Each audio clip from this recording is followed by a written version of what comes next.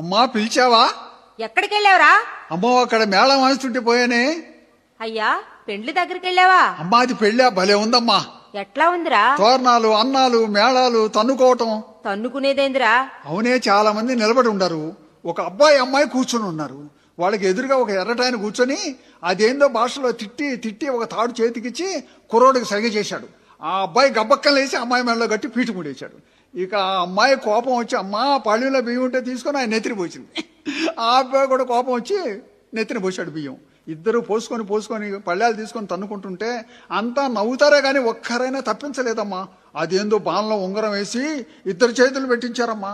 ఆ అబ్బాయికి తెలియకుండా చల్లగా లాగేసిందమ్మా. అమ్మో ఆ అమ్మాయి టైగర్ నాగేశ్వరం మీద పెద్ద చేయి. అమ్మో తన్నుకోవడం కాదురా, అరివేణి బాణ, తలంబ్రాలు, ఉంగరం పెళ్లికి అంతేనయ్యా.